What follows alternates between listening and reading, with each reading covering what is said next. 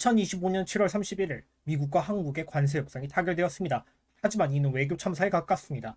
대한민국의 관세 협상 조건은 전 세계에서 가장 나쁜 축에 속하며 경쟁 주체인 EU보다도 경쟁국인 일본보다도 심각했습니다. 오늘은 이 관세 협상이 왜 실패했는지를 구조적, 정치공학적으로 분석해보고 실제 협상안이 조인되고 협상문이 공개되면 관세 협상 자체가 무엇이 불리한지 유리한지는 두 번째 편에서 분석해보겠습니다. 대한민국의 관세 협상은 세계에서 세 번째로 안 좋았습니다. 첫 번째는 브라질로 10% 관세에서 50%로 인상되었습니다. 두 번째는 캐나다입니다. 캐나다는 보복 관세로 인해 25%에서 35%로 인상되었습니다. 그 다음이 대한민국입니다. 25%에서 10%로 낮추어졌지만 여러 독소 조항과 3,500억 달러라는 어마어마한 금액의 투자 계획이 발표되었습니다. 투자 계획 또한 문제가 큽니다. 그 금액도 금액이지만 수익의 10%만 대한민국 목, 미국은 90%입니다. 원래 사업에서 돈을 내는 사람이 가장 큰 지분을 가져가는 게 통상적입니다. 하지만 대한민국은 돈도 자기가 내고 얻는 것도 미국보다 적을 뿐더러 사업이 실패하면 얻게 되는 피해는 온전히 대한민국이 가져갑니다. 미국이 된 돈이 아니기 때문입니다. 많은 사람들은 일본과 EU와 비교합니다. 일본 또한 참담했습니다. 하지만 우리나라보다는 사정이 낫습니다. 일본이 비록 우리보다 큰 5,500억 달러로 더 크지만 GDP 규모로 보면 일본이 우리나라보다 유리합니다. EU의 7,500억 달러 투자 유치는 우리와 비교할 바가 아닐 정도로 GDP 대비 매우 적은 금액이었습니다.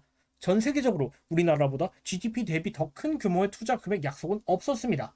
반대로 멕시코는 관세 30%였지만 90일 유예를 받아 90일간 0%가 되었고, 말레이시아는 태국과 캄보디아 협상 중재로 관세 24%였지만 19%로 별다른 조건 없이 감소했고, 대만 또한 협상하지 않았음에도 32%에서 20%로 감소했습니다.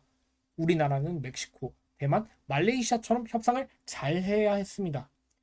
월스트리트에 따르면 이러한 90대 10 수익 배분 조건을 받아들인 나라는 일본과 한국뿐이며, 이는 실질적으로 양국이 미국의 저금리 대출 혹은 일방적으로 미국이 돈을 양도했다고 평가하고 있습니다. 더 큰 문제는 아직 협상안이 완성되지 않았다는 것입니다. 트럼프 대통령은 일본과의 관세 협상에서 4천억 달러를 현장에서 5천억 달러로 바꾸고 그 와중에 또 10%를 추가하여 5,500억 달러로 수정했습니다.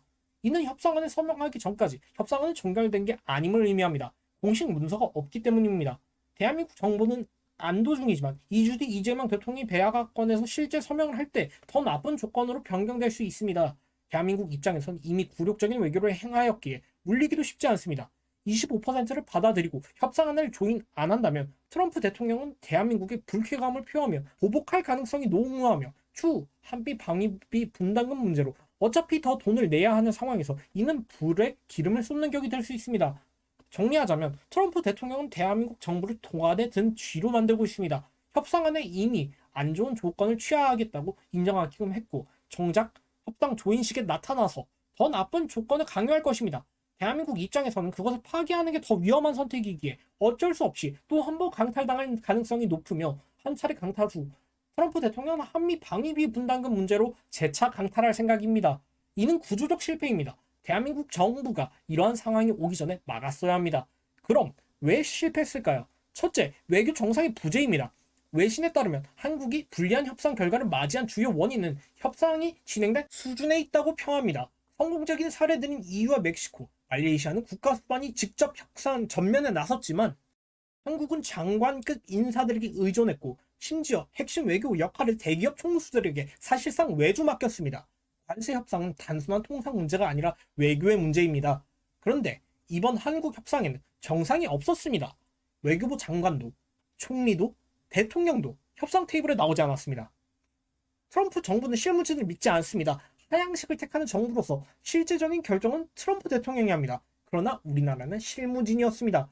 EU, 멕시코, 말레이시아, 일본 등은 이러한 트럼프 정부의 철학에 맞게 정부 수반이 출동했고, 그 결과 한국보다 더 나은 결과를 도출했습니다. 더군다나 이재용 삼성 총수, 정의선 현대차그룹 회장, 김동관 하나그룹 부회장 등의 경제 인사 출석은 의전 차원에서 국제적 외교무례입니다. 그들은 공무원이 아니며 대한민국의 입장을 대변하지 않습니다.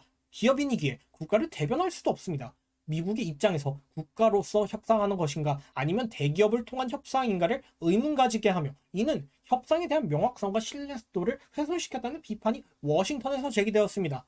그들이 원한 건 이재명 대통령 혹은 김민석 국무총리였습니다. 한쪽에서 국가 원수가 직접 참여했다면 국가 원수 또는 정부 수반이 대응하는 것이 예의입니다. 이는 미국에 대한 심각한 무례였습니다. 둘째, 더불어민주당은 이미 이전 관세 협상에서 큰 결례를 범했습니다. 워싱턴에서 관세 협상 중이었던 2025년 5월 1일 한국의 정치부총리였던 최상목 장관의 탄핵안이 국회 본회의에 올라왔습니다. 그것도 미국과의 2+2 통상회의가 진행 중인 시점에 발생했습니다. 최상목 부총리는 탄핵안이 가결된 상황이 분명해 보이자 사의를 표했고 이는 관세 협상의 파투를 의미했습니다. 백악관은 이에 붕괴했다는 이야기가 언론에 나왔습니다. 외교는 말보다 절차가 중요합니다. 그런 점에서 이번 탄핵은 정당했을지라도 미국과의 협상 이후에 해야 했습니다.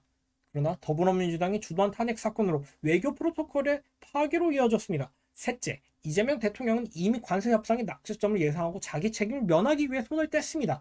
대통령이라면 국익을 위하여 아무리 안 좋은 상황이라도 더 나은 선택을 위하여 출국했어야 합니다. 하지만 이미 최상목 부총리 탄핵 사건과 그간 미국과의 미묘한 외교적 마찰로 인해 관세 협상이 난항을 겪을 것을 알고 있었습니다. 그렇게 그는 지지율을 위해 스스로를 보호하는 선택을 했습니다. 이는 이재명 대통령이 정치공학적 전략으로 미국 관세 협상의 실패를 책임 전가하기 위한 수단입니다. 즉 협상이 실패한다면 이재명 대통령은 협상 실무자들과 장관급 인사들에게 책임을 전가할 수 있습니다. 국무총리 또한 같은 이유로 출국하지 않았습니다. 자기 안위를 위해서였습니다. 또한 민간 주도 외교였기 때문에 기업 총수들에게 화살을 날릴 수 있습니다. 기업 총수들은 부탁받았지만 그 이후 책임까지 쓰게 되는 상황입니다. 마지막으로 전임 정부로 넘길 수 있습니다. 국내 사안이 전 정권으로 인해 심각했으니 출국할 수가 없었다. 그러니 관세 협상 실패는 이러한 토대를 마련한 전 정부의 탓을 넘기는 것입니다. 어느 쪽이든 이재명 대통령과 김민석 국무총리는 방어 수단이 존재하게끔 판을 깔기 위해 출국하지 않았습니다. 그럼 왜 이런 불공정 관세 협약에 서명했을까요? 그것은 정통성 승인입니다. 정통성이 약한 권력은 외부로부터의 승인을 원합니다. 1980년대 이전 이란의 팔레비 왕조는 민주주의 국가들 사이에서 그들의 왕정을 인정받기 위해 원유를 헐값에 팔아 서방의 인정을 받았고 1975년까지 존재하던 남베트남의 DM 정권은 미국의 주권을 사실상 할양하며 정권을 유지했습니다. 이재명 대통령은 취임 이후 한 번도 공개석상에서 미국의 취임 축하 인사를 받지 못했습니다. 서면으로 취임 축하 인사를 받았지만 그것은 관례이며 취임 사흘 이후 전화로 취임 축하 인사를 받았다고는 하지만 이는 일방적인 대통령실의 주장입니다. 그 통화 내용은 기밀이기에 공개되지 않습니다.